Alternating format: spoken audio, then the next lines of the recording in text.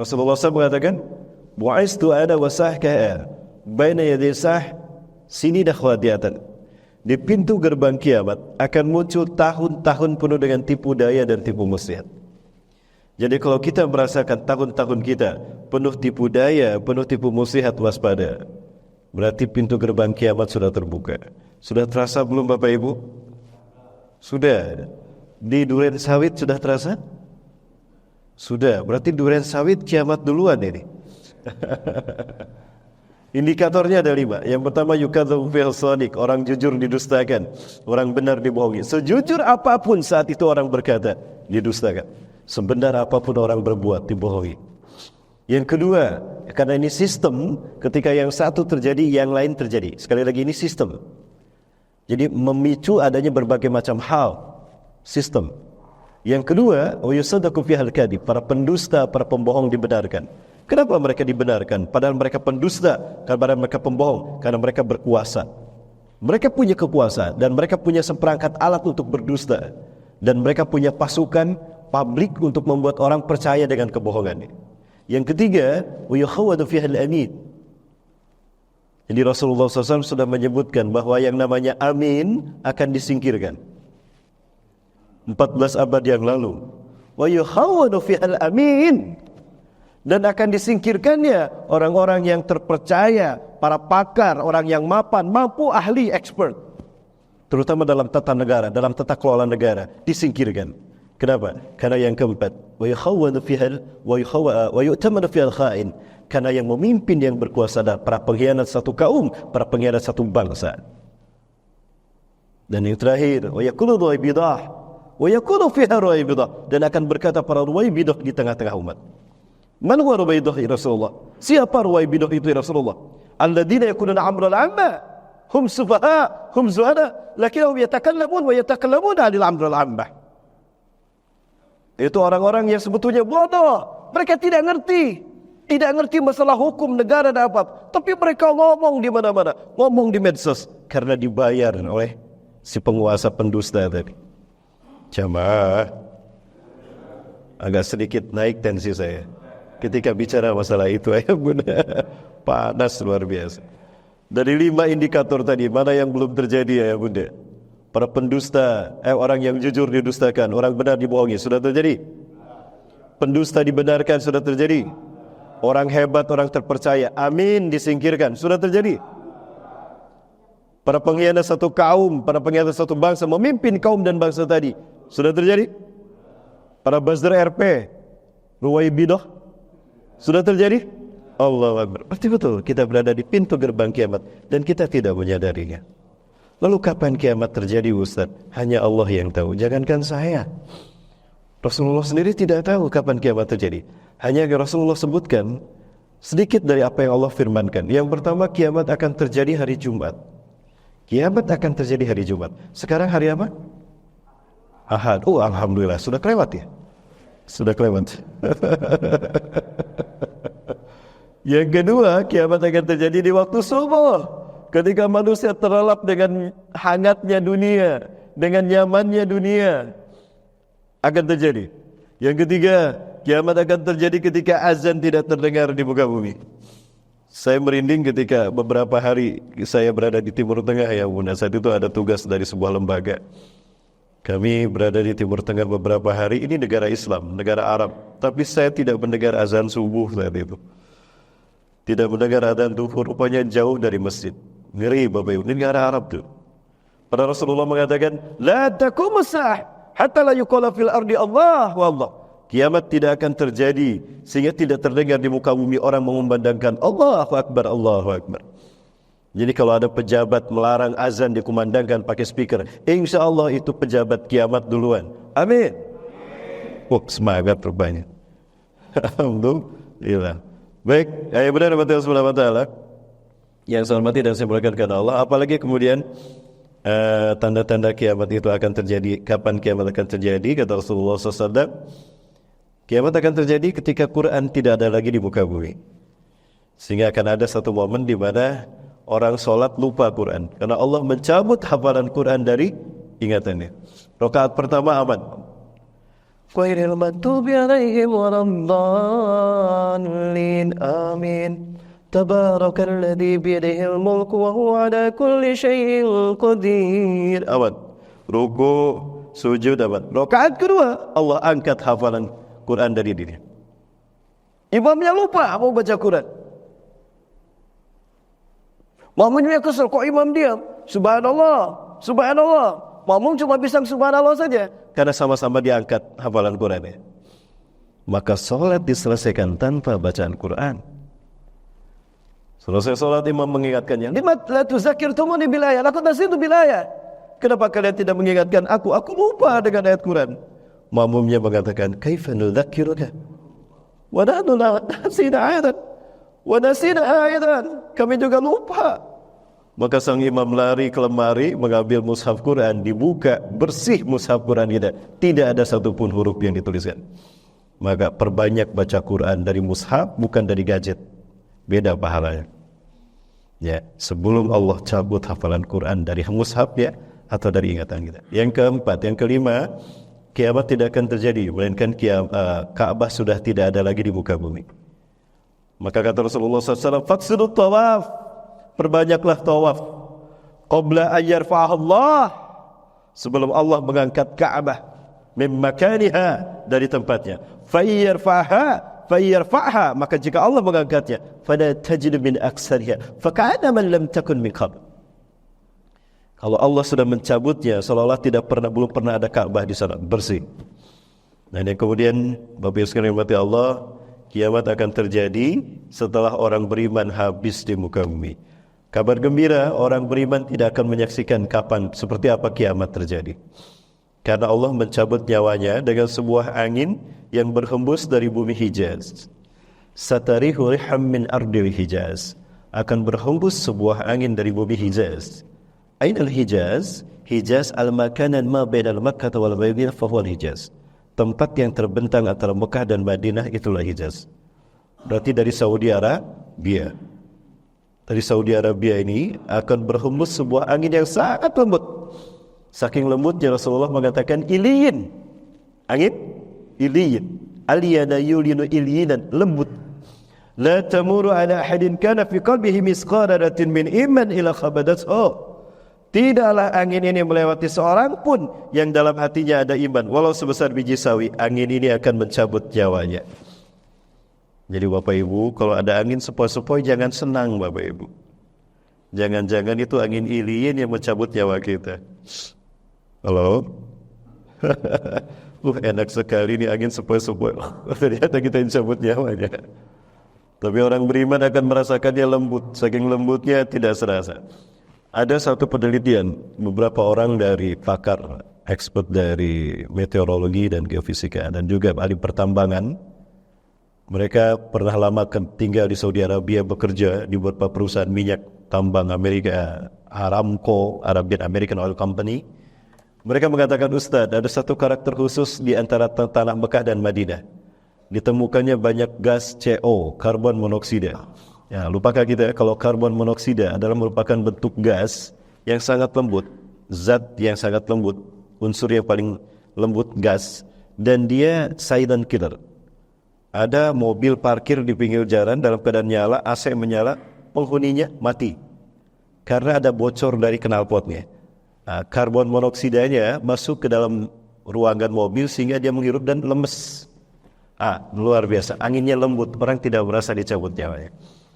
Dan yang terakhir, kiamat tidak akan terjadi, melainkan orang-orang yang buruklah yang tinggal di muka bumi. Seburuk-buruk makhluk di alam semesta adalah manusia yang menyaksikan kiamat terjadi.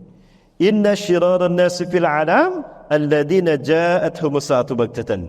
Sesungguhnya seburuk-buruk manusia di muka bumi, makhluk di muka bumi, adalah yang datang kiamat menimpa mereka tiba-tiba. Laisa lahum iman wala bimiski dzarrah. Mereka tidak punya iman walaupun sebesar biji zarah. Jadi kata sahabat, ya Rasulullah, alaysa fil muslimun? Apakah tidak ada orang-orang Islam pada saat itu? Oh, banyak orang Islam. Pada saat kiamat terjadi banyak orang Islam. Lakinna laisa lahum iman walau bimiski dzarrah. Mereka tidak punya iman walaupun sebesar biji zarah. Aina imanuhum ya Rasulullah? Di mana iman mereka ya Rasulullah? Hum yabi'u dinahu bi'aradin minad dunya. Mereka menjual iman mereka dengan harta dunia. Mereka menjual imannya demi pangkat di pundak. Demi pangkat di pundak atau demi jabatan atau demi triliunan. Sudah terjadi Bapak Ibu? Itu dia, berat kalah yang akan menyaksikan kiamat terjadi. Baik Bapak Ibu dan Bapak Subhanahu wa taala, yang saya hormati dan saya muliakan karena Allah, Ketua Dewan Pengurus Kemakmuran Masjid Darul Ma'arif beserta jajarannya. Yang mana ya Pak? Enggak hadir ya? Yang saya hormati dan saya Bapak Alhamdulillah. Yang saya hormati dan saya muliakan karena Allah, Pak Haji Irwan ya. Sehat selalu Pak Haji Irwan. Terima kasih sudah mengundang kami lagi. Yang kedua, semua Bapak dan pengurus sehat selalu. Juga saya hormati dan saya muliakan karena Allah, para asatidah dan asatidah, MC kita, Ustadz MC akhir zaman Ustadz ya. Yang saya hormati dan saya muliakan karena Allah, para orang tua kami, guru-guru kami. Mohon maaf ini saya berdiri di depan dan berbicara kembali. Kami hadir bersama CBS dalam rangka safari dakwah, maka kami tidak berhenti sampai kami merasakan Palestina merdeka sebagaimana kami merdeka.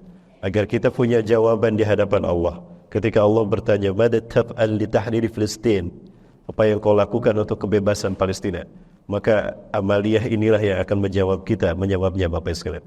Dan juga Bapak Ibu dan Bapak Subhanahu wa taala, ada satu perenungan dari apa yang saya dapatkan ketika saya membaca beberapa kitab terkait dengan masa kita tinggal di dunia dan juga apa yang akan terjadi setelah kita meninggal dunia.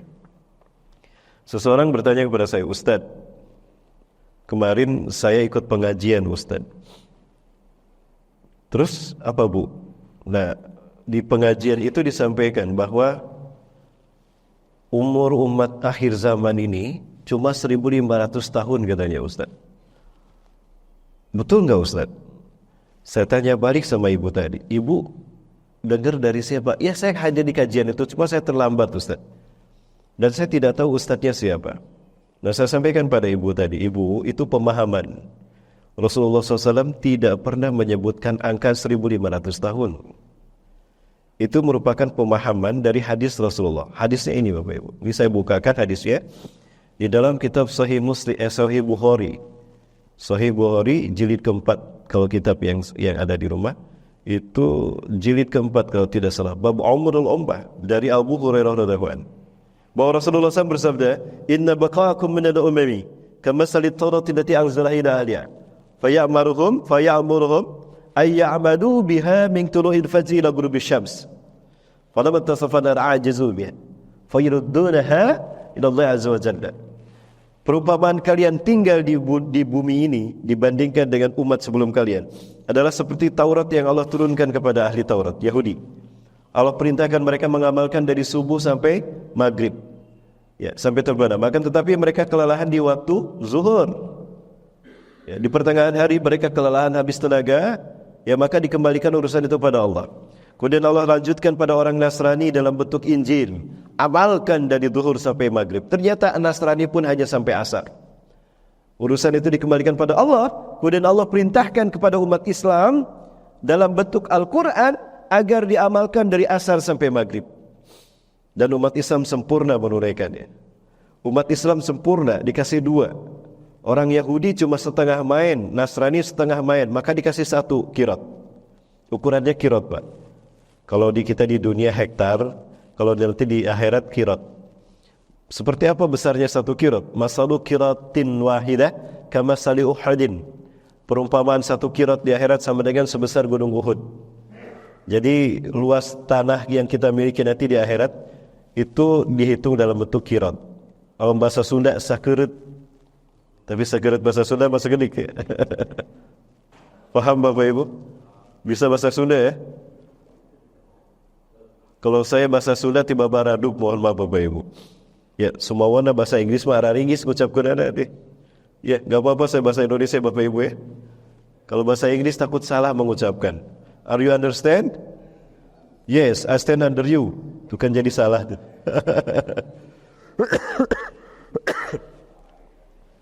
Orang Yahudi Nasrani protes, "Ya Allah, falima ajrun anisfu min ajrihim ya Allah? Kenapa pahala kami setengah dari pahala umat Islam? Afala nahnu aksara umran wa amalan bukankah kami panjang umur dan banyak amal? Apa kata Allah? Az-zalamtukum, apakah aku zalim pada kalian? Ahunaka adilun minni, apakah ada yang lebih adil daripada aku? Ayah bunda, ini saya gambarkan seperti ini. Dalam skema seperti ini, jadi orang Yahudi Allah perintahkan mengamalkan Taurat dari subuh sampai maghrib, mereka hanya sampai zuhur, berarti setengahnya kan? Allah kasih satu. Andai mereka sempurna sampai maghrib, Allah kasih dua, kirat. Nasrani Allah perintahkan umurnya dari zuhur sampai maghrib. Ya, mereka hanya sampai asar saja setengahnya, Allah kasih satu kirat. Umat Islam dari asar sampai maghrib umurnya sempurna menunaikan Quran, Allah kasih dua kirat. Berarti umur umat Islam itu jumlah umur Yahudi ditambah umur Nasrani. Kan umat Islam dua kirat, Yahudi satu, Nasrani satu. Nah, logikanya demikian. Mungkin ini logika matematikanya. Betul Bapak Ibu? Nah, kemudian umur satu kaum dihitung dari diturunkannya kitab untuk kaum tadi sampai turun kitab berikutnya. Nah, umur bangsa Yahudi adalah dari sejak diturunkannya Taurat dan diutusnya Nabi Musa sampai Injil diturunkan. Tidak menghitung umur Nabi Musanya. Dan itu menurut perhitungan para ulama ahli hadis, ahli tarikh, itu 900 tahun. Silakan buka dalam kitab Umrul Ummah karya Dr. Muhammad Amin Jamaluddin dari Mesir, Al-Kairo, Al-Azhar. Itu sudah ada terjemahnya, Pak. Cuma sekarang agak susah saya menemukan buku itu. Nah, umur Yahudi 900 tahun menurut hitungan para ulama sejarah. Orang Nasrani umurnya adalah dari diturunkannya Injil dan diutusnya Nabi Isa AS sampai Allah memberlakukan Quran, menurunkan Quran. Namun antara Nabi Isa diangkat sampai Rasulullah diutus Quran diturunkan ada masa fatrah. Nah, masa fatrah ini tidak boleh lebih dari 100 tahun.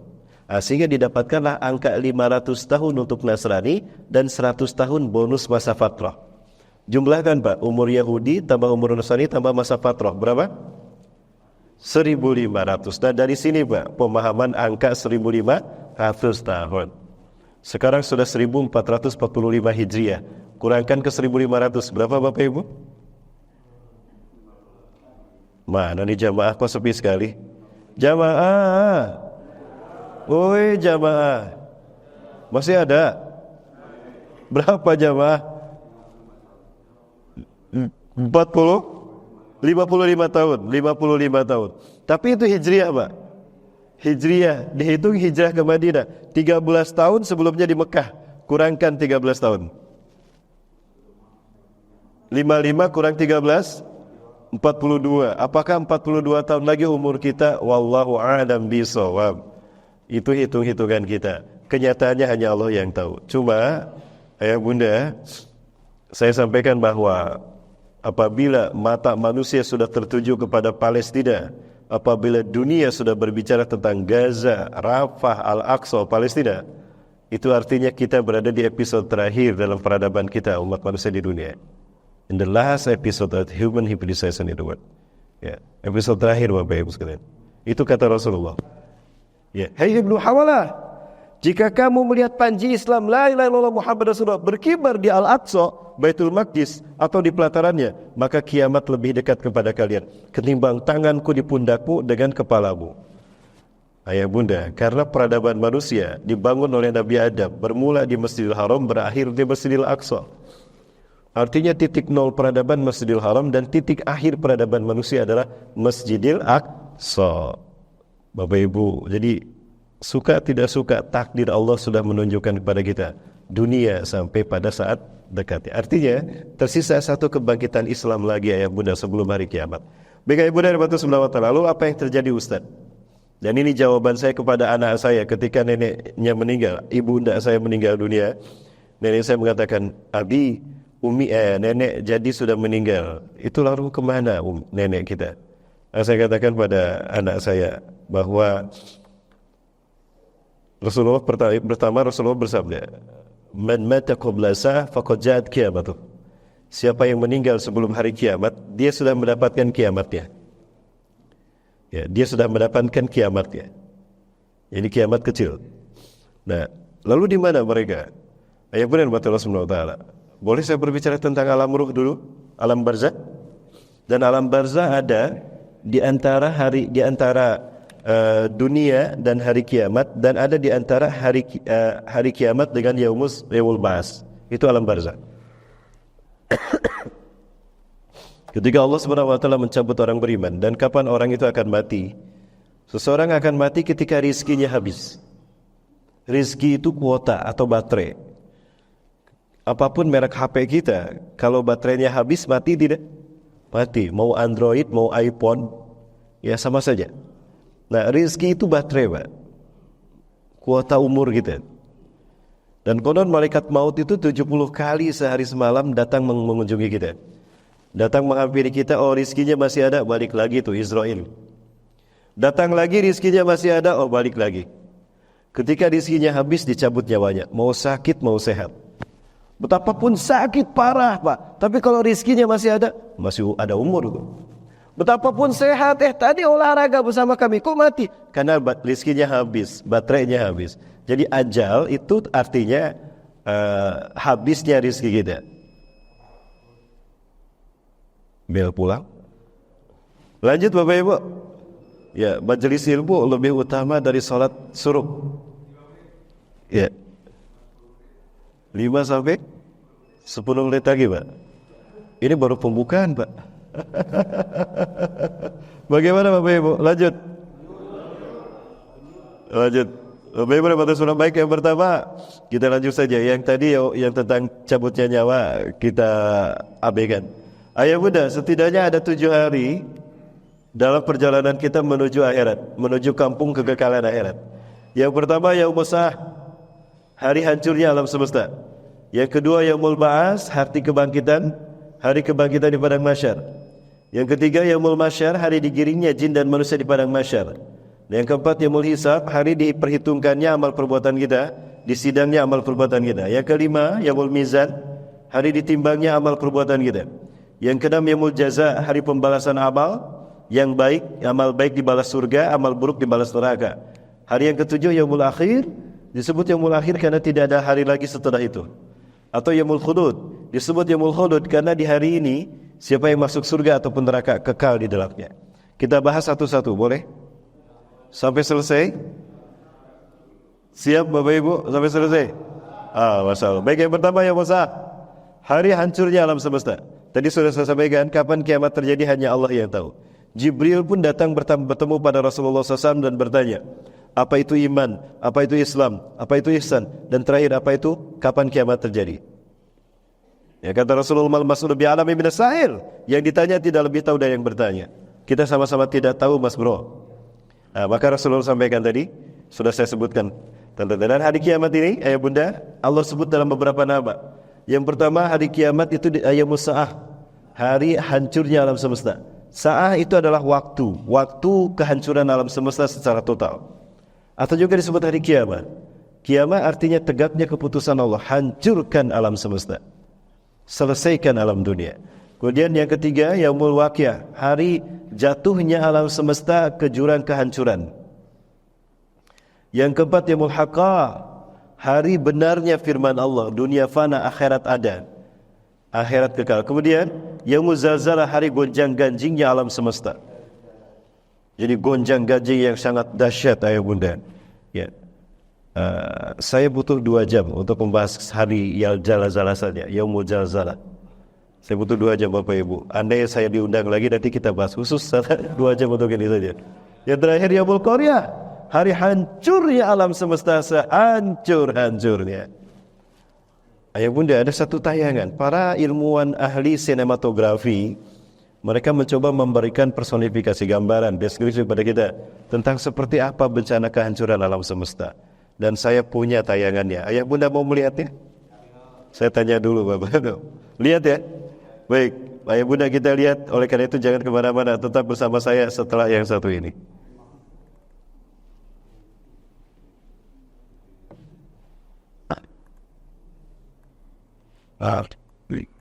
Dulu.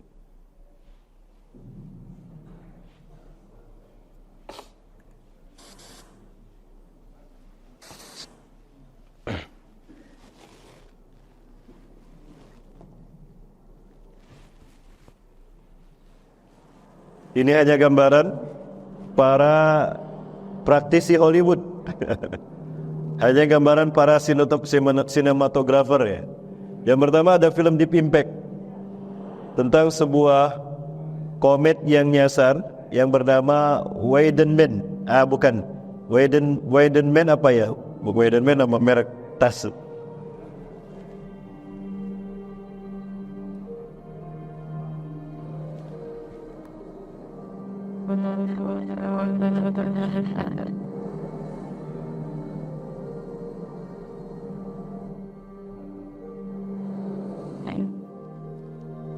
Dapat kita bayangkan ketika satu meteor yang berukuran besar saja jatuh ke laut, maka akan menciptakan tsunami yang dahsyat luar biasa.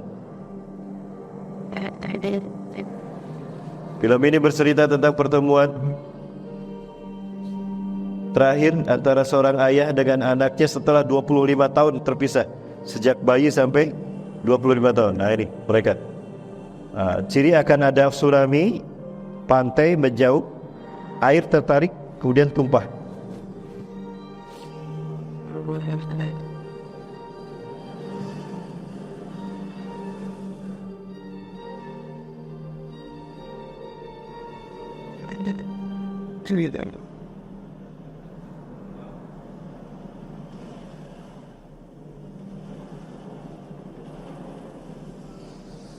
Ini gambaran manusia ya Bunda. Kenyataannya akan lebih dahsyat daripada itu.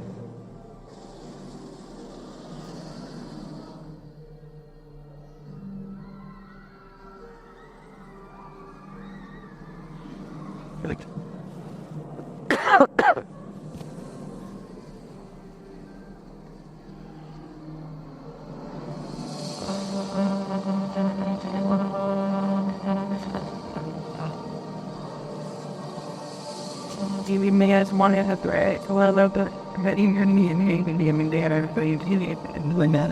Why?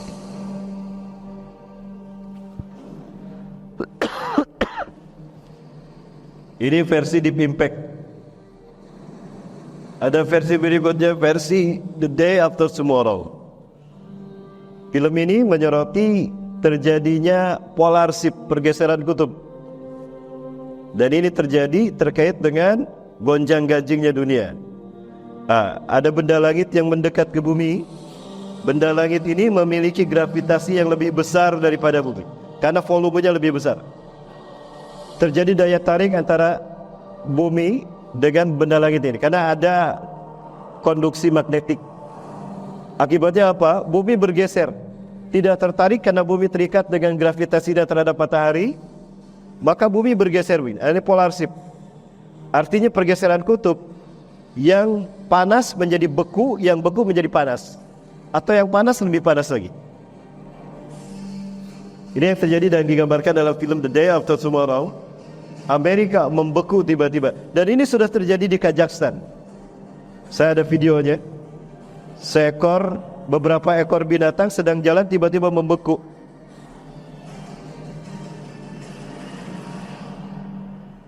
Ini pun bisa jadi terjadi dan bisa lebih dahsyat kejadiannya. Hanya Allah yang tahu. Wow.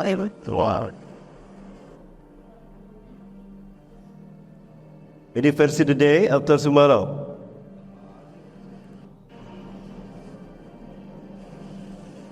Sama terjadi memicu terjadinya tsunami dahsyat luar biasa. Sekali lagi yang menyaksikan kiamat terjadi adalah orang-orang yang tidak punya iman walau sebesar biji sawi.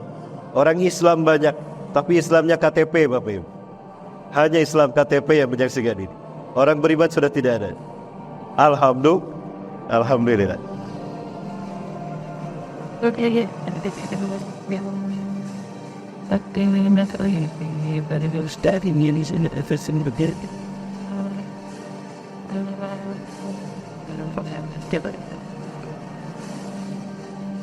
Kita bersebat. Peristiwa ketiga adalah film Armageddon. Kalau ini terkait dengan Al-Qaryah, tadi Al-Zalzalah. Kalau ini terkait dengan Al-Qaryah, hancurnya bumi sehancur-hancurnya. Di mana bumi dihujani meteor.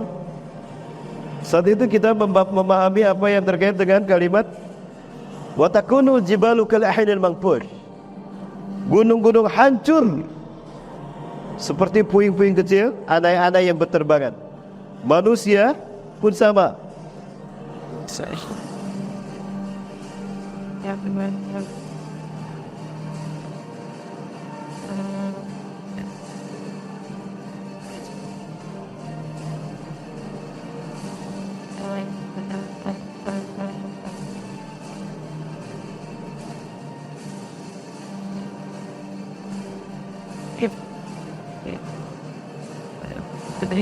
I'll leave that the island. Anything new we could have. Bapak Ibu, itu gambaran para sinematografi Hollywood dalam 3 filmnya, The Day After Tomorrow, Deep Impact, dan Armageddon, menggambarkan dahsyatnya kejadian hari kiamat. Versi Allah lebih dahsyat lagi, Bapak Ibu. Dan kiamat adalah azab yang terburuk. Maka tidak mungkin ayat suci Quran tersentuh oleh azab yang buruk, maka diangkat dulu. Tidak mungkin Ka'bah tersentuh oleh azab yang buruk, maka diangkat. Dan orang beriman tidak mungkin imannya disentuh oleh azab, maka diselamatkan dulu. Ayah bunda, itulah yang terjadi ketika kiamat tiba. Baik, dan ketika itu, jika Allah menurunkan hujan, Allah peduli kepada binatangnya. Karena manusia yang hidup saat itu lebih buruk daripada binatang. Dan manusia yang paling buruk itu adalah ulama su', ulama yang berceramah, yang berfatwa demi kesenangan para penguasa. Wa asyara minhum, ada ulama, dan seburuk-buruknya makhluk pada saat itu kata Rasulullah adalah ulama su'. Mereka yang berfatwa sesuai dengan pesanan penguasa, sesuai dengan bayaran para pemimpin dan penguasanya. Nauzubillahi min dzalik. Sudah ada ulama seperti itu? Nauzubillahi min dzalik. Ayat benar mati Allah Subhanahu wa taala, maka kemudian hancur semua alam semesta. Kita percepat Bapak Ibu. Nah, ada 7 yang tidak hancur. Apa? Yang pertama, yang tidak hancur adalah Allah sendiri. Karena Allah Maha Awal, Maha Akhir. Allah yang menciptakan kiamat. Yang kedua, arsy Allah tidak hancur. Yang ketiga, surga. Yang keempat, neraka. Yang kelima, Lauhul Mahfuz tidak hancur. Yang keenam, kursinya Allah tidak hancur. Yang ketujuh siapa? Iblis. Iblis tidak mati. Ajalnya nanti dia membahas. Dia cuma pingsan aja. Jadi dia merasakan dahsyatnya kiamat itu iblis. Ya. Kemudian yang kedelapan, tulang ekor manusia. Tulang ekor manusia dan binatang, makhluk tidak akan hancur. Kenapa? Karena dari tulang ekor inilah kemudian Allah tumbuhkan kembali tulang belulang kita. Kemudian Allah tumbuhkan kembali daging-daging kita. Dan Allah hidupkan kita kembali. Baik, jemaah rahmati Allah. Ya, kemudian di alam barzah apa yang kita alami? Ada 2 yang kita alami di kubur nanti. Yang pertama, ni'matul qabri, kelezatan kubur. Kelezatan kubur ini Allah berikan pada orang-orang beriman. Ketika orang beriman dicabut nyawanya, ya bunda, itu halus sekali. Malaikat maut mencabut nyawanya dengan sangat halus, seperti tumpukan tepung, di atasnya ada rambut. Nah, rambut itu diambil dari tumpukan tepung, halus. Nah, orang beriman nanti seperti itu.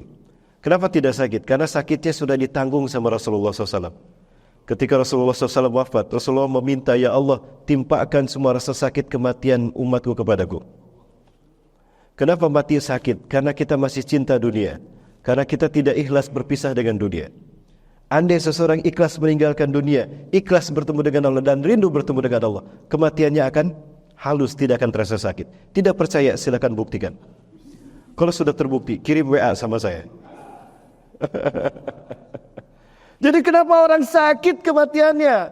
Pertama, dia masih cinta dunia, takut berpisah dengan dunia, dan dia takut bertemu dengan Allah. Maka Allah tidak suka bertemu dengannya. Itu yang membuat dia sakit kematiannya. Yang kedua, yang membuat dia sakit karena kematiannya, dalam kematiannya, karena dosa yang banyak yang dia lakukan. Ayat berapa Subhanahu wa taala. Nah, orang beriman harus dicabut nyawanya. Kemudian malaikat Israel memandikannya dari surga tempat kembalinya, mengambil 2 bejana, 1 bejana berisi air dari surga tempat kembalinya, dimandikan ruhnya dari ujung rambut sampai ujung kaki. Lalu diambil bejana yang kedua yang berisi wewangian surga. Namanya ada yang menyebutkan hanut, Ada yang menyebutkan kasturi. Di depan saya ada kasturi, Bapak Ibu. Ini ada minyak kasturi, minyak wangi yang dipakai Rasulullah SAW ketika setiap kali sholat. Dan ini harum surga, harumnya darah para syuhada di Gaza. Ini saya. Dan juga harum kasturi ini ada di batu Mi'raj yang dinaiki Rasulullah ketika Isra Mi'raj, Sidratul Muntaha. Ada rambut Rasulullah yang terjatuh di batu itu dan batu itu harum. Ya, untuk mengingatkan di mana batu itu, rambut itu jatuh. Sekarang kalau kita sentuh, harum minyak kasturi. Nah, minyaknya saya bawa. Bapak Ibu membutuhkan silakan di luar ada. Ya. Baik, Bapak Ibu rahmatullahi taala. Kemudian setelah dimandikan, dikafani, sebagaimana kita mengkafani seseorang di dunia, lalu diangkat ke langit. Setiap pintu langit diketuk pintunya oleh Israel. Iftahil bab. Assalamualaikum. Iftahil bab. Assalamualaikum. Buka pintu langit ini. Maka penjaga pintu langit berkata, "Man hada?" Siapa ini? Ana Israel. Saya Israel. Wa ma ma'aka, dan siapa yang bersamamu Israel? Maka disebutkan sebaik-baik nama di dunia. Ini ruhnya Ustadz Rahmat Baikuni. Amin.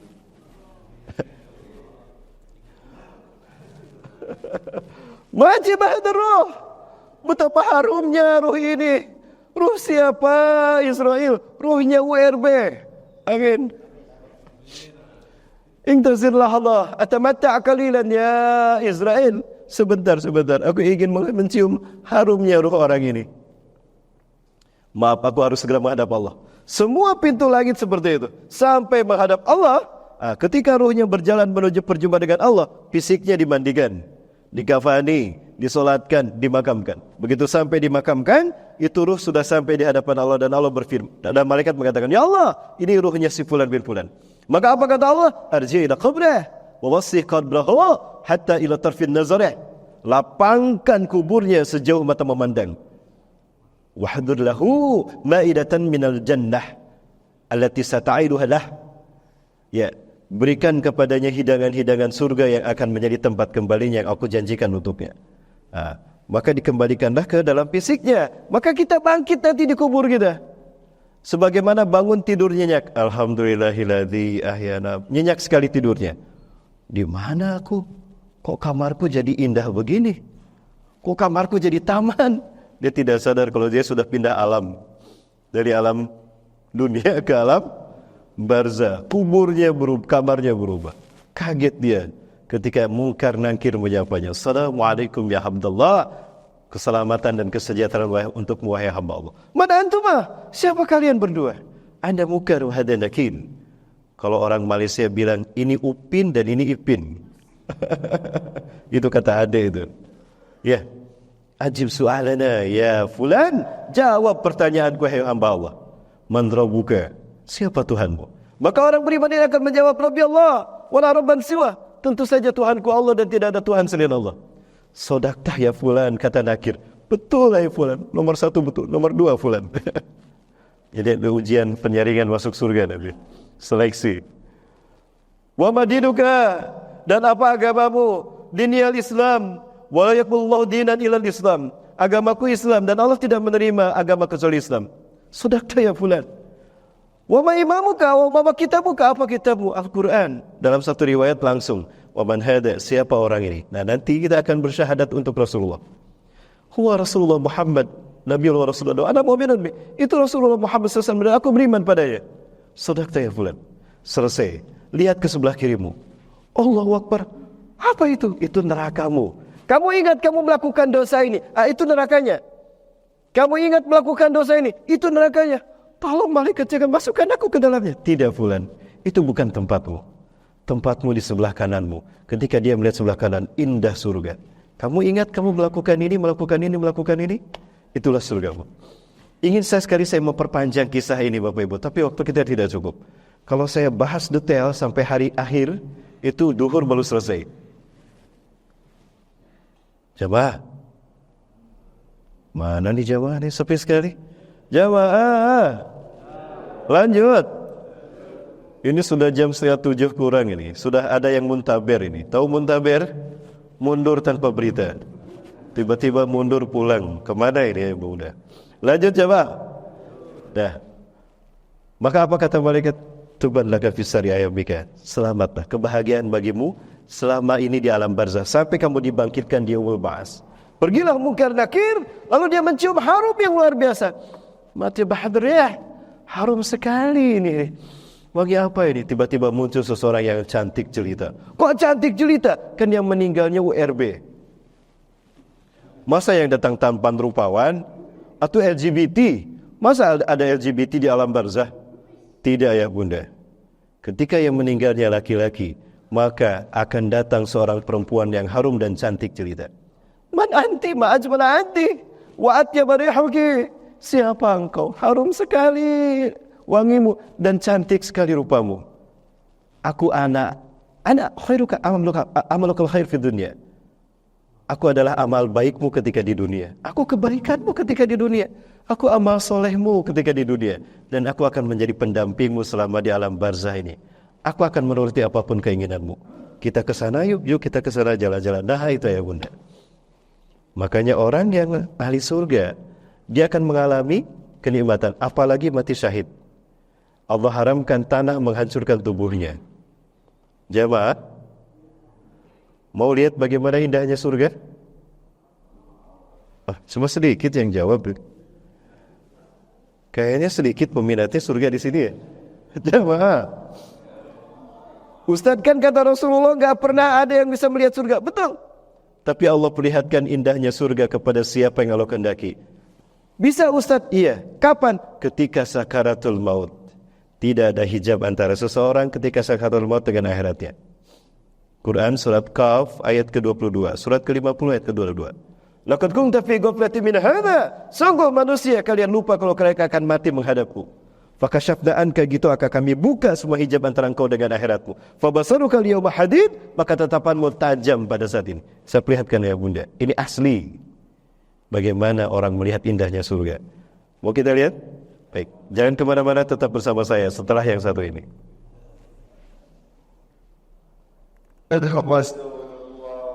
Di Suriah, sebelum mati syahid, penuh luka di tubuhnya. Indahnya surga membuat dia tidak merasakan sedikit pun sakitnya.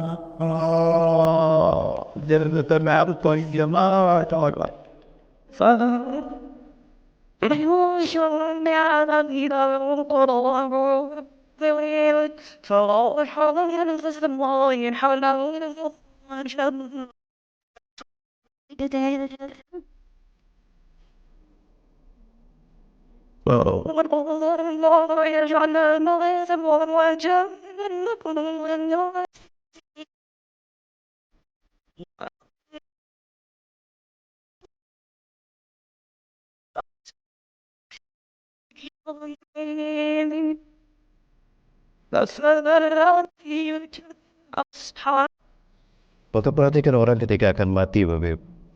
Ketika sakaratul maut, kita lihat wajahnya memperlihatkan ekspresi apa yang dia lihat. Karena 70.000 hijab Allah bukakan. Konon antara kita dengan Allah hari ini ada 70.000 hijab. Sehingga pandangan kita tidak bisa menyentuh dimensi di mana Allah berada. Betul? Ada 70.000 hijab yang menghalangi kita dengan akhirat kita. Sehingga kita tidak bisa melihat akhirat kita. Padahal akhirat itu ada. Jangankan akhirat ya bunda. Andaikan ini lurus dengan Monas, tidak ada penghalang apapun, ada seseorang yang berdiri di depan Monas, bisa kita lihat? Tidak ada hijab. Tidak bisa kan? Itulah lemahnya pandangan kita. Apalagi dimensi di mana Allah berada. Ayah bunda, kemudian Allah haramkan orang yang mati syahid. Makanya orang yang mati syahid, kata Rasulullah, tidak sakit kematiannya. Kenapa? Sebelum peluru menembus tubuhnya, sebelum rudal menghancurkan tubuhnya, sebelum pedang menyambar lehernya, Allah cabut kesadarannya. Fala ya'lamu syahid bi anna min maut ila qadamtin namli. Maka orang yang mati syahid tidak sakit kematiannya, melainkan seperti digigit semut. Tidak percaya? Silakan buktikan. Kalau sudah terbukti, kasih tahu saya. Ini iman namanya, keyakinan. Baik. Kemudian orang yang mati syahid Allah haramkan tanah menghancurkan tubuhnya. Berapapun lama dia dikubur, tubuhnya tidak akan hancur. Mau bukti? Baik, saya buktikan. Masih sama di Suriah.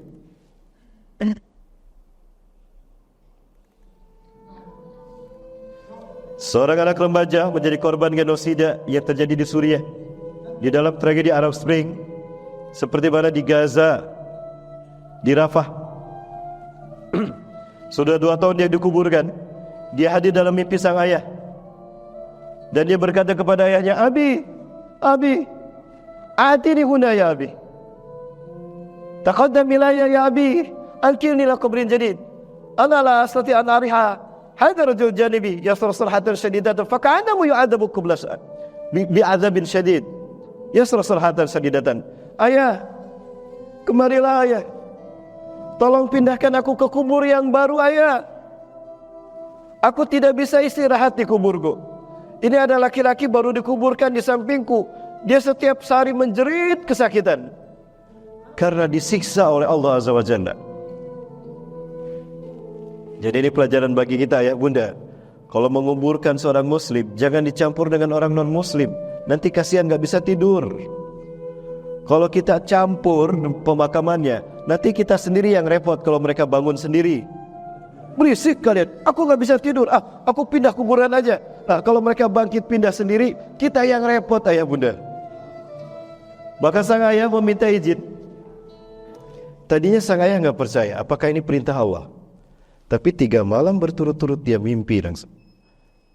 Maka dia yakin ini perintah Allah. Maka kemudian dia meminta izin ke otoritas pemakaman setempat dan diizinkan. Bapak Ibu persaksikan, dia sendiri yang menggali kuburan anaknya. Perhatikan ya bunda, jangankan tubuhnya, kain kafan pun tidak hancur. Padahal sudah 2 tahun.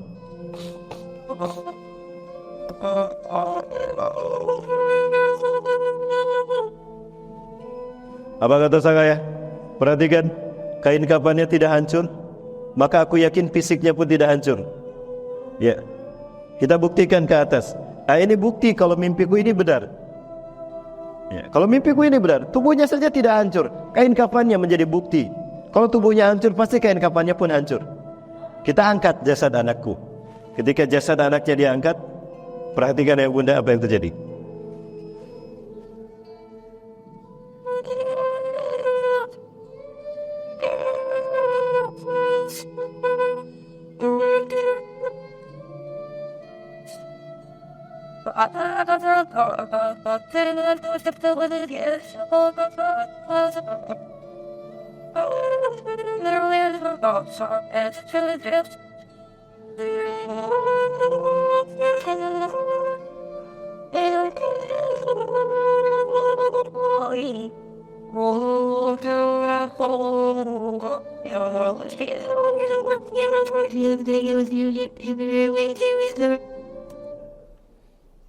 Apa gerakan yang membuat anak ini tidak hancur tubuhnya? Bahkan seperti sedang mimpi ya bunda, betul? Ayat bunda Subhanahu wa ta'ala, Rasulullah SAW mengatakan bahwa ini jawaban dari Rasulullah ketika para sahabat bertanya tentang syuhada Uhud. Ya Rasulullah, dulu di sampingku ada Mus'ab bin Umair. Dia selalu sholat di samping kananku ya Rasul. Sekarang dia sudah syahid ya Rasul. Kemana dia? Apa yang sedang dia alami sekarang? Apa kata Rasulullah SAW? Nashamatul mu'minina fi tayrin khudrin tataharak min syajaratin ila syajaratin akhar tahtal ars. Ruhnya orang beriman, para syuhada, Allah masukkan ke dalam dada seekor burung dara yang berwarna hijau. Mencap-mencap dari satu pohon ke pohon lain di bawah arus Allah. Ya, menikmati hidangan-hidangan surga langsung di bawah arus Allah. Adakah tempat yang lebih indah dari tempat di bawah arus Allah? Tidak ada. Nah itu ruhnya orang beriman ada di sana. Ruhnya orang syuhada ada di sana. Menikmati hidangan yang ada di bawah arus Allah. Maka kemudian Allah katakan, wala tahsabanna alladziina qutilu fi sabilillahi amwat. Dan jangan kamu kira, sungguh jangan kau kira orang yang gugur di jalan Allah mati. Bal ahyaun inda rabbihim yurzaqun. Mereka hidup di sisi Allah mendapatkan rizki. Itulah kenapa jasadnya tidak hancur berapapun lamanya dikubur, karena rizki masih mengalir bagi orang yang syahid, bagi ahli surga. Maka tubuhnya tidak hancur. Kalau orang yang dikubur hancur tubuhnya, tinggal tulang belulang atau tulangnya hancur. Ketika tinggal tulang belulang, berarti rizkinya terputus dengan kematiannya. Ada satu yang tidak terputus. Ayah bunda mensedekahkan harta bunda di jalan Allah atau untuk rakyat Palestina, lalu digunakan berjuang, syahid mereka. Tubuh kita tidak akan hancur. Kenapa? Karena rizki kita ikut terbawa mengalir sebagaimana mengalirnya darah syuhada. Ini kesempatan terbuka lebar bagi kita ayah bunda. Abu Bakar semua hartanya disedekahkan untuk berjuang di jalan Allah. Kenapa? Karena semua hartanya yang akan didapati kembali di akhirat. Kalau sedikit ya sedikit yang kita dapat di akhirat. Ini cerdas kita menggunakan harta di jalan Allah. Ayah bunda Subhanahu wa ta'ala, aduh sayang sekali waktunya tidak cukup ya. Mungkin tidak sempurna, tidak apa-apa ayah bunda, tidak selesai. Ya, yang ini saya selesaikan, boleh? Ayah bunda, kemudian apa yang terjadi sekali lagi? Kenapa tubuhnya tidak hancur? Kata Allah, mereka hidup di sisi Allah, yurzakun, mendapatkan rizki. Karena rizki terus mengalir, maka tubuhnya tidak hancur. Terbuka matanya karena dia sedang melihat indahnya surga. Orang mati pun melihat indahnya surga, luar biasa. Salah satu yang dilihat di dalam surga adalah indahnya, cantiknya bidadari surga. Satu orang mukmin 73 bidadarinya. Kalau mati syahid berarti 73. Kalau menghidupkan sunnah di akhir zaman 100 kali 73, 7.300 bidadarinya. Pak, punya berapa bidadari di rumah, Pak? Pak, punya berapa bidadari di rumah, Pak? 1, 2. Luar biasa. Ada 2 Kalau 1 kan iswan. Kalau 1 iswan, 2 istu, 3 istri. Ayah bunda, mohon maaf saya tidak bermaksud memperlihatkan maslahat seseorang dan aib dan aurat. Tidak, saya untuk meyakinkan saya. Tolong ayah bunda, mohon maaf sekali lagi. Tolong saksikan. Pak cantik tidak, Pak? Cantik tidak, Pak? Wah, jual mahal. Ada istrinya ya, takut ya. Cantik tidak, Pak? Cantik. Bu cantik tidak, Bu? Cantik tidak? Cantik tidak? Lupakah kita? Secantik apapun wanita di dunia Allah ciptakan dari tanah. Jangan lupa. Secantik apapun wanita di dunia Allah ciptakan dari tanah. Dan seberapa nilai tanah? Sekarang saya keluar, saya ambil tanah sekepal, saya berikan pada Bapak Ibu. Mau diterima? Saya ambil tanah sekepal di luar, saya berikan pada Bapak Ibu. Mau diterima? Sekepal tidak, sehektar. Itulah nilai tanah. Lalu bagaimana dengan bidadari surga yang Allah ciptakan dari al-lulu wal marzan, dari misik, dari intan, berlian, emas, permata, dicampur menjadi satu. Terbayang kecantikannya? Yang Allah ciptakan dari tanah saja, cantiknya membuat kita lupa sama yang di rumah. Betul? Apalagi bidadari surga. Allahu Akbar. Itulah yang membuat mata mereka terbuka, tidak tertutup. Mudah-mudahan seperti ini kita nanti di akhirat. Ayah bunda rahmati Allah Subhanahu wa taala, mohon maaf sekali waktu kita tidak begitu banyak Bapak Ibu. Namun saya ringkas saja karena setelah ini ada agitasi, komitmen kita untuk membantu Palestina ya bunda. Baik, ada siksa kubur 2, tapi belum saya perlihatkan karena waktu. Lain kali Bapak Ibu kalau saya diundang lagi kita bahas lagi. Tapi saya minta pesan waktunya 3 jam. Biar sempurna pembahasannya tuntas. Ayah bunda. Kemudian apalagi akan dialami? Nikmatul qabri, siksa kubur akan dirasakan oleh orang yang berdosa. Orang yang punya iman itu tidak akan masuk neraka karena iman tidak bisa diterima neraka. Sedahsyat apapun neraka jahanam, kalau ada iman jatuh ke dalamnya, hancur neraka jahanam. Makanya kata Rasulullah SAW, lan yalijan nara man kana fi qalbi misqalatun min iman. Tidak akan masuk neraka sekalipun ada iman dalam hatinya hanya sebesar biji zarah. Ayah benar mati Allah, inilah imannya orang-orang siapa? Orang-orang Palestina. Luar biasa. Seperti apa imannya orang Palestina ya bunda? Mereka tetap tegar betapapun mereka dibantai habis-habisan ya bunda. Kita lihat dan kita dengar seperti apa ketegaran mereka ketika mereka dibantai ya bunda. Ayah benar mati Allah, tidak ada kebiadaban yang lebih sadis dan lebih biadab dari apa yang dilakukan Zionis Yahudi kepada Muslim Palestina. Ini ketegaran mereka.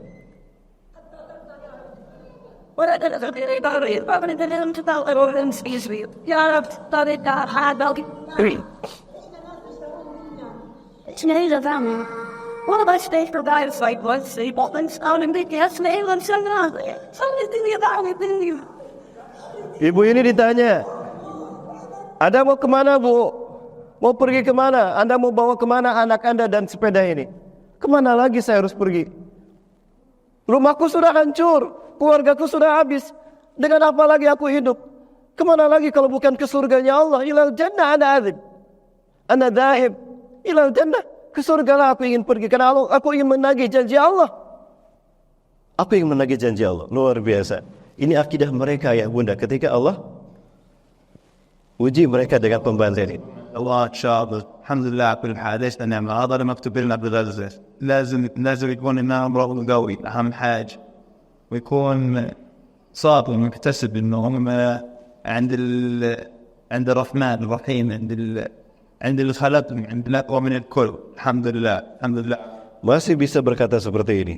Betapapun hancur, saudaranya sudah mati, sudah syahid. الناس كلها كتب توعين لأنه هذا معنا قال سيدي الكل النظريات على الله أعلم ولن يتوبنا ولن يفتنا يعني ولو انه في العالم يعني في اجتماع على مضبطنا لكن الله سجل لن يمنعنا هذه مخيم يعني يعيشوا في ضغط وعذاب شديد ويرضى اني ولد الباباك امتعد على مخيم حوالي 500 متر وكل لنا بيقروا قرار الاداره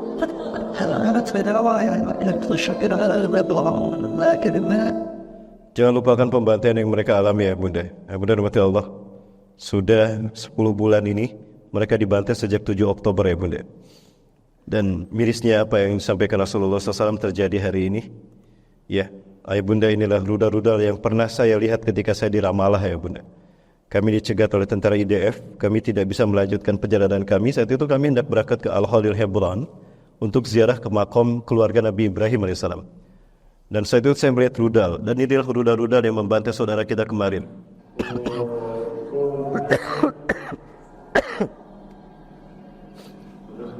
Di antara rudal-rudal ini, ada rudal yang dibuat dengan uang umat Islam.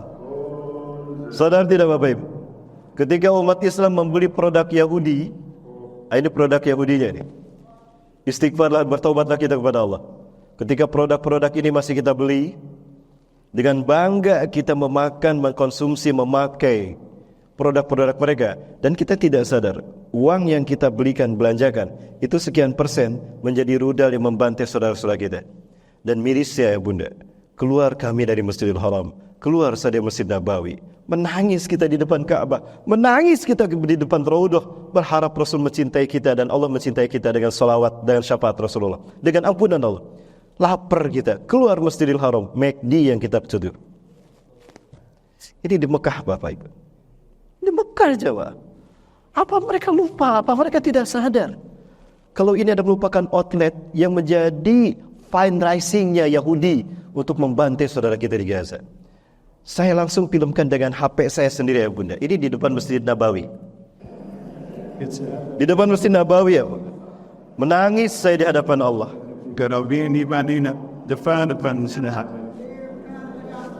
Outlet-outlet yang pro mereka dipenuhi umat Islam belanja.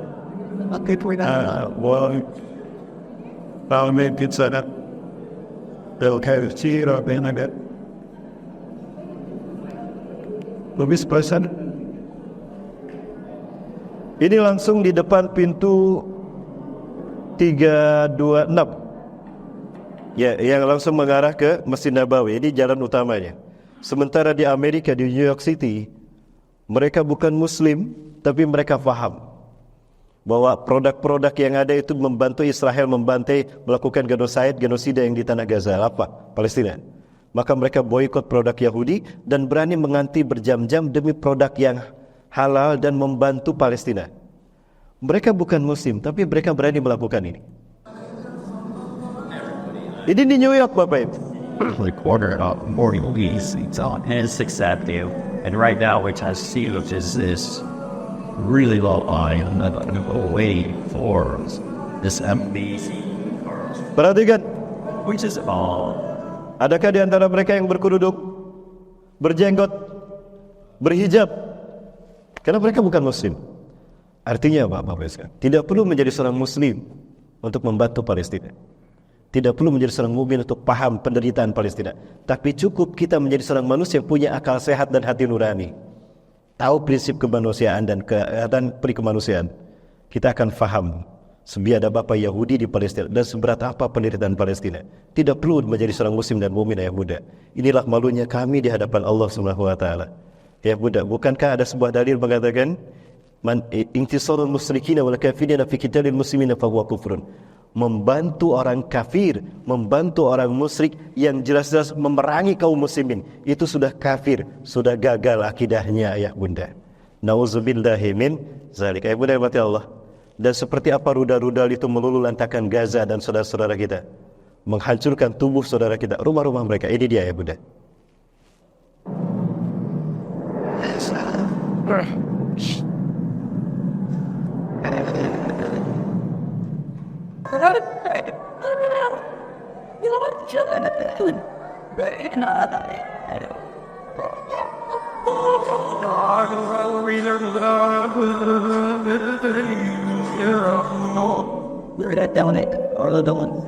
Robek perutnya. Apa dosa anak ini sehingga dia harus kehilangan hidupnya, kehilangan nyawanya, harus pecah perutnya?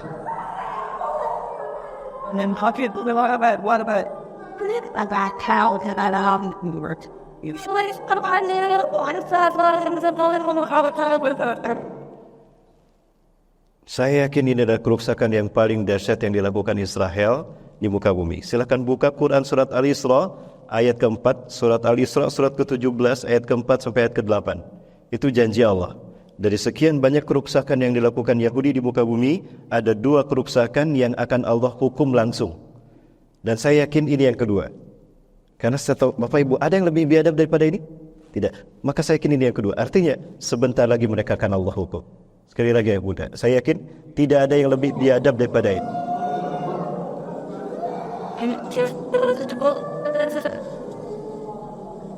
Satu keluarga dibantai, orang tua mereka sudah syahid-syahidah, tertimbun reruntuhan rumah mereka. 3 orang ini adik kakak sedang berada di luar bermain.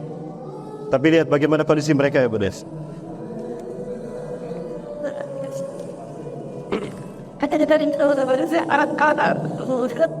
Maha benar Allah yang telah mengutus Rasulullah yang tidak pernah berdusta. Yushikul umam ang tada'alikum kama tada'ala akalatun qasatiha. Aku khawatirkan kalian akan dimangsa oleh umat manusia di muka bumi. Kalian akan disantap, dimangsa, dibantai oleh bangsa-bangsa di dunia. Amin kilatin nahnu yawma idin ya Rasulullah. Apakah jumlah kami sedikit saat itu ya Rasulullah? Bal antum yawma idin katsir. Jumlah kalian banyak di muka bumi. Walakinakum guthlaun ka gusai sail.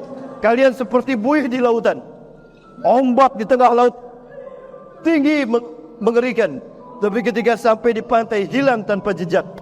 Au karima fi syatil bahar, atau seperti pasir di tepi pantai terhampar luas. Tapi ketika dia ambil di tebas-tebas hancur berkeping-keping. Inilah umat Islam ya Bunda. Sesuatu yang tidak masuk di akal saya. Palestina oleh Profesor Karl Haushofer, gurunya Adolf Hitler, dikatakan sebagai jantung dunia, the heartland of the world. Kenapa demikian? Karena Palestina menghubungkan benua Afrika, Eropa dan Asia. Maka Yahudi ketika ingin mengambil alih dunia, mereka berpikiran siapa yang menguasai Palestina, dia akan menguasai dunia. Maka ketika Yahudi Zionis ingin mengambil alih dunia, they really want to take over the world and to create one government in the world.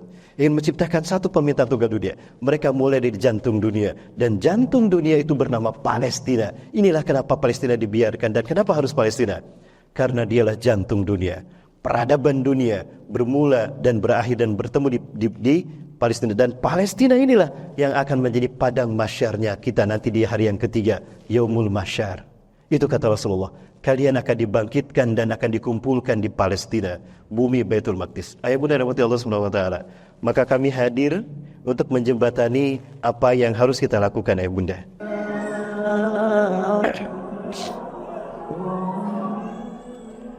Sudah 5 tahun ini tahun yang ke-6, kami berkonsentrasi untuk membebaskan Palestina. Kenapa demikian? Kami tergiur dengan apa yang disampaikan Rasulullah SAW lewat mimpi para penghafal Quran yang saya temui di Palestina ya bunda. Ketika di Al-Quds, saya bertemu dengan para penghafal Quran, 5 penghafal Quran. Mereka mimpi dengan mimpi yang sama. Apa kata mereka? Kami melihat banyak pasukan di depan kami. Ada banyak pasukan di depan kami Ustaz. Syekh, ya, mereka menyebut Syekh kepada kita. Walaqaitu bin Nabi Muhammad SAW, dan aku bertemu dengan Rasulullah SAW. Ini sebagaimana mimpi 2 ulama besar ini, Syekh Muhammad Ismail Zain al-Yamani, ulama besar Yaman. Allah yarham, beliau sudah meninggal dunia tahun 90-an kalau tidak salah. Dan ini juga Habib Muhammad bin Alawi al-Maliki al-Hasani, ulama besar Makkah al-Mukarramah. Mereka mimpi bertemu Rasulullah SAW. Dan Rasulullah dalam mimpi mereka menyebutkan Indonesia. Rasulullah berlari, tergesa-gesa. Kami bertanya, ya Rasulullah, di mana anda tusra? Aina anta dhahib? Kenapa anda tergesa-gesa ya Rasulullah? Kemana anda akan pergi? Apa kata Rasulullah? Ana dhahibun ilal Gaza. Saya berangkat ke Gaza. Saya akan berangkat ke Gaza. Kenapa Gaza yang Rasul sebutkan? Artinya Gaza akan menjadi tempat pertarungan hak dan batil di babak final in the last episode of human civilization. Dalam pertarungan terakhir peradaban kita di muka bumi. Allahu Akbar. Allah. Artinya sebaik-baik manusia imannya di muka bumi di akhir zaman ini adalah mereka yang berjuang dengan jiwa dan hartanya untuk tegaknya tauhid di bumi Gaza. Allahu Akbar. Sadarkah kita bunda sudah tercium harum surga di sana? Demi Allah, ini kesaksian seorang syekh. Kalau saya perlihatkan, waktu berjalan terus saya bunda. Ayah bunda rahmati Allah. Kami mengatakan, ya Rasulullah, intazil lahza, ana dahibun asyarik ma'aka ya Rasulullah. Tunggu ya Rasulullah, izinkan aku pergi bersama anda. Tiba-tiba Rasulullah berhenti. Rasulullah melambaikan tangan sambil meneteskan air mata. Marhaban ya ummati, marhaban ya junudi, ni'mal amati antum. Selamat datang umatku, selamat datang pasukanku. Sebaik-baik umatku adalah kalian. Rasul menyebutkan orang-orang yang ada di depannya, itulah umat Rasul yang terbaik. Maka kami bertanya, ya Rasulullah, maksud adadahum man haula? Banyak sekali jumlah mereka, mana ujungnya ya Rasulullah? Siapa mereka? Apa jawaban Rasulullah SAW? Hum ummati alladhina yuhibbuni bisyiddah wa ana uhibbuhum bisyiddah. Mereka adalah umatku yang sangat mencintaiku dan aku mencintai mereka.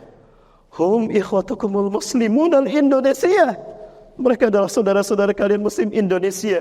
Alladzina sayuharrirukum min zulmil yahud wa yu'aduna al-qudsa ila rihabikum. Mereka lah yang akan membebaskan kalian dari Zionis Yahudi, Palestina dari Zionis Yahudi, dan akan mengembalikan Al-Aqsa ke pangkuan kalian. Allahu Akbar.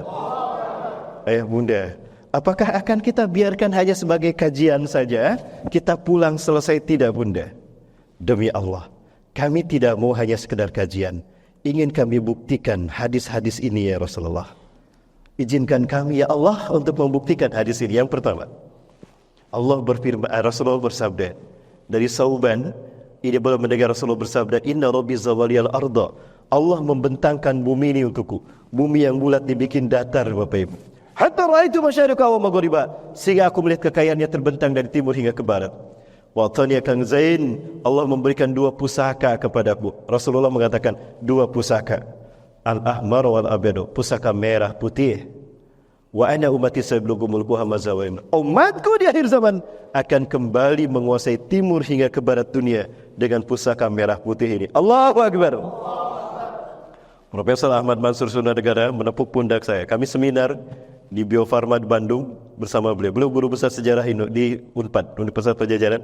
Beliau menepuk pundak saya. Ustaz, ini dalil yang saya cari. Inilah dalil yang membuat para ulama merobek warna biru dari bendera Belanda. Disisakan merah putih. Kenapa? Ini hadisnya. Saya tanyakan langsung pada guru saya. Saya tidak mengatakan hadis itu tentang Indonesia. Tapi saya tanya sama guru-guru saya. 2016 saya tanyakan langsung pada Syekh Ali Al-Abbasi, Ketua Rabitatul Ulama Palestina. Beliau menjadi imam salat subuh di Masjid Kibli, satu dari 18 masjid yang ada di Al-Aqsa. Yang kedua 2017 pada asar saya tanyakan langsung pada guru kami. Ini kami belajar hadis dari beliau. Beliau adalah dosen ilmu hadis di Al-Quds University. 2016 kita undang Dr. Abu Bakar Al-Awawidah ke Jogokarian, Yogyakarta, bersama Ustaz Salim Afillah. Kita tanyakan pada beliau arti merah putih dalam hadis itu dan pandangan beliau tentang Indonesia, posisinya di era kebangkitan Islam. Apa kata beliau? Ala kulli biladin alladina yakbaluna al-islam dinahum antum ya Indonesia lamma yakhtarkumullah li sadihadadin qabla sa'at. Dari semua negara yang menerima Islam sebagai agamanya, tinggal kalian Indonesia yang belum Allah pilih memimpin kebangkitan Islam. Allahu Akbar. Di Irak, Abu Ghuraib adalah penjara Amerika, tempat di mana 9 gadis Suriah, Irak dan Indonesia satu orang dari Garut diperkosa dan tidak boleh berbusana. Saya punya videonya Bapak Ibu. Saya tidak bicara tanpa fakta, ada videonya. Seorang muslimah yang bernama Fatimah 9 hari diperkosa oleh tentara Amerika. Ini kita tidak tahu di penjara Abu Ghuraib Irak. Dia mencuri sebuah kertas, selai kertas dari tentara Amerika, dia sembunyikan, dan pulpennya dia tulis dengan berdarah-darah. Isinya panjang. Dia keluarkan lewat jeruji besi. Ya Allah, jika engkau kasihan pada kami, tolong sampaikan ya Allah surat ini ke tangan orang-orang yang ingin menolong kami. Dengan tetesan air mata dia lepaskan kertas tadi. Allah kirim angin membawa kertas tadi jatuh di pangkuan Ansarus Sunnah Irak. sampai ke tangan amir mereka, komandan mereka, Abu Musab Az-Zarqawi. Maka itu pun jihad dilakukan. Beliau dan tentaranya syahid. Sebelum mereka syahid, apa kata-kata Abu Musab Az-Zarqawi yang rekamannya kami dapatkan? Wahai saudaraku, ya ikhwati, intang tahi jihaduna, yang tahi jihaduna fi hadal makan. Jika jihad kita berhenti di sini, maka yang akan melanjutkan jihad kita adalah saudara kita dari Indonesia. Allahu Akbar. Allahu Akbar. Ayah bunda, kami hadir untuk menjembatani Bapak Ibu sekalian. Barangkali ayah bunda yang mau peduli pada Palestina, agar kita bisa punya jawaban jika Allah bertanya kepada kita. Dan jangan sampai nanti Rasulullah tidak mengakui kita sebagai umatnya. Man istaiqadha wa lam yahtam li'amril muslim falaysa minni. Siapa yang bangun di pagi hari tapi sedikit pun dia tidak peduli kepada Palestina, cuek dia kepada Palestina, tidak peduli, maka dia bukan umatku. Jangan sampai Rasulullah tidak mau mengakui kita. Ayah bunda, mohon maaf saya meminta waktunya mungkin 10 atau 15 menit untuk Ustaz Ari, Ustaz Randi. Silakan beragi batas Bapak Ibu. Ayah bunda, siap kita bantu Palestina? Siap kita bebaskan Palestina? Kita rebut Al-Aqsa dari Yahudi? Jika Bapak Ibu tidak berjuang, mungkin Bapak Ibu sudah sepuh Bapak Ibu. Kalaupun mau silakan, tapi izinkan kami para pemuda Indonesia untuk membuktikan merah putih akan kami bawa bunda. Saya sudah membawa bendera merah putih ini, bendera salah satu bendera dari lembaga ini saya kibarkan di Palestina, di Al-Aqsa. Tapi saat itu saya takut karena tentara Israel ada di mana-mana. Tapi kali ini insya Allah merah putih akan kita bawa, akan kita kibarkan di Masjidil Aqsa ya bunda. Amin insya Allah. Silakan Ustaz Randi. Ayah bunda, ini yang kami lakukan. Ayah bunda, sebagaimana ayah bunda tadi saksikan, Ustaz Randi. Donasi ayah bunda, saya sendiri yang menyampaikan bersama Ustaz Randi. Kemarin kami tidak sampai ke Rafah karena perang berkecamuk dan kami tidak diizinkan oleh Bapak Duta Besar kita di Kairo, Mesir. Dari Kairo kami ke Ismailia, dari Ismailia kami ke Al-Aris, dari Al-Aris baru ke Rafah, Rafah baru ke Gaza. Nah kami tidak sampai ke Rafah, hanya sampai ke Al-Aris. Satu langkah lagi kami ke Rafah, tapi kami tidak punya waktu karena tanggal 25 kami harus sudah di Indonesia. Insya Allah berikutnya kita akan coba sampai ke Rafah ya bunda. Agar donasi ayah bunda langsung kami kirimkan. Darah kami insya Allah jaminannya. Terima kasih ya bunda. Bagaimana cara kita membantu Palestina? Silakan Ustaz. Afwan Pak. Baik, teman, boleh kita